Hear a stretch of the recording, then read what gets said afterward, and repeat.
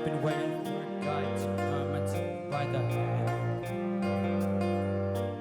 Your sensations make me feel the pleasures of a normal man. Your sensations make me just pay for another day.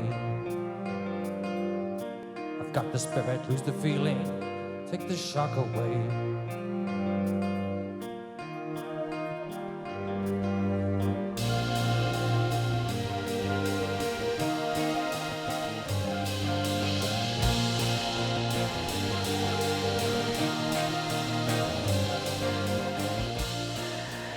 Joy Division Orchestrated is a new look at Joy Division's music, Ian Curtis's lyrics. It's a way of using all those elements that have come across over the years and making it interesting, making it special.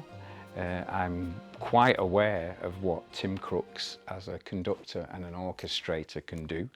I've been working with him now on a separate project for 4 years, and whilst I was quite sceptical at the start about what difference it would make, I've gone on to realise and appreciate the power that a 40, 70-piece orchestra can bring to a piece of music. The music wasn't written for an orchestra in the first place, so you've got to find a way to make this music work with orchestral instruments, where obviously it was written with guitars and drums, and so that's the first challenge. The next big challenge is to keep it sounding like Joy Division, because I think if you go too far away from Joy Division, then you've thrown the baby out with the bathwater. There's extremes of energy and kind of anger and passion and all kinds of stuff, and you can, with an orchestra, you can sort of enhance that at both ends of the scale, so you can go quieter and quieter and quieter and quieter until it's that much more sinister or that much darker than it was in the first place.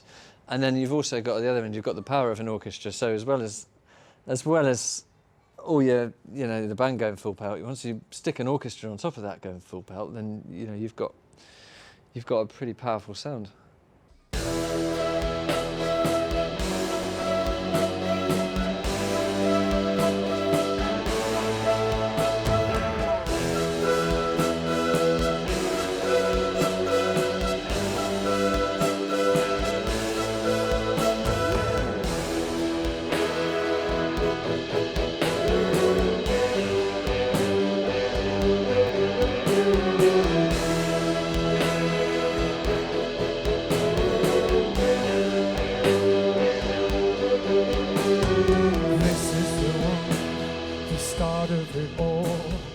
Portrait so fine, only sheets on the walls.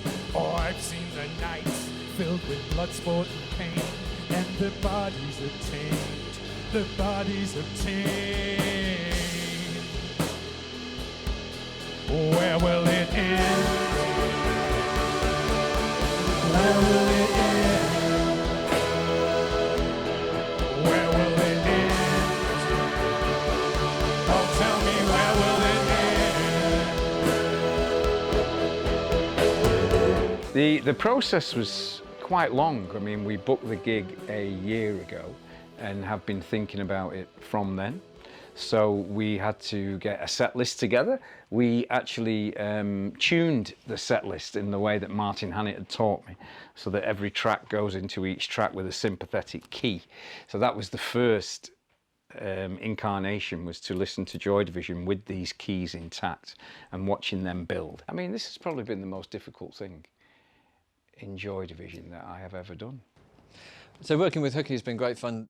I got a freedom to just work with the music as I wanted to, and then I got Hooky's input at a later point, and his instincts are absolutely fantastic. So there are things that he was spotting that I'd done somewhere that actually worked much, much better in other places, and so his instincts kicked in at a later stage of the process, really, and he got involved, to really bring it all to the state that you're going to hear it now.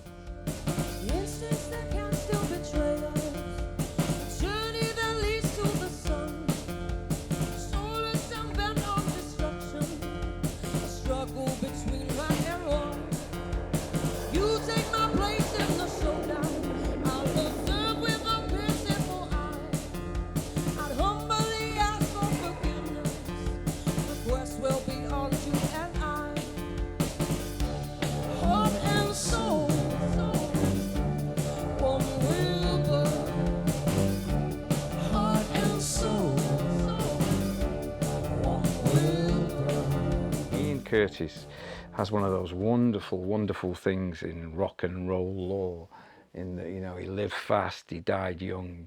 His output, his work sounds fantastic today as it did 40 years ago when he died, and he will live forever as at that age. It's an amazing thing. The whole myth and folklore around that is incredible.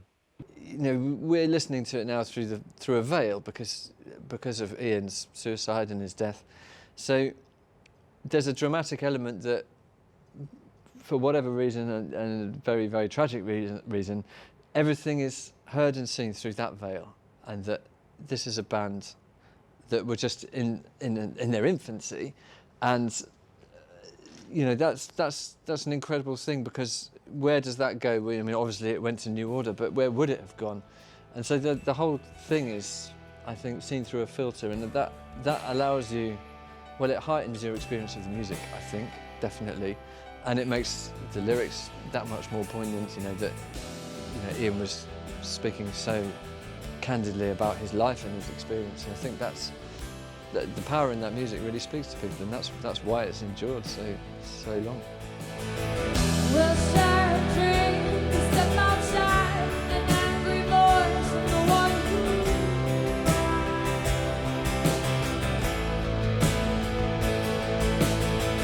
we'll give you everything and more. Stay so much, can't take much more.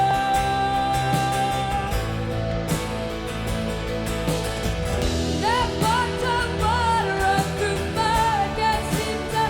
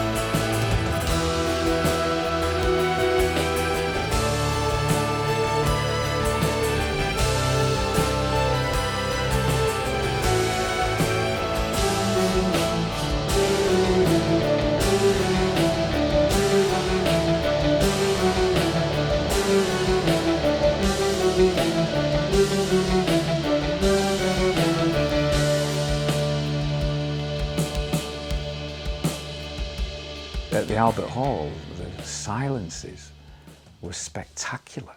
In between the songs and in the quiet moments, you literally could have heard a pin drop.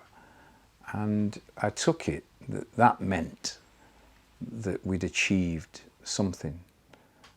I did think, and people were telling me while I was doing it, that it was quite magical and it was heart-stopping at times. And being there on stage with the orchestra, with the other players, the company, it's my first time in a company, was absolutely electrifying. It flew by. It was almost like the first gig that we did supporting Buzzcocks at the Electric Circus in 1977.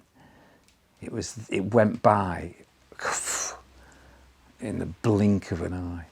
A combination of nerves, fright, pure adrenaline, and then to finish it was, and you know, realise that people had loved it, was absolutely amazing.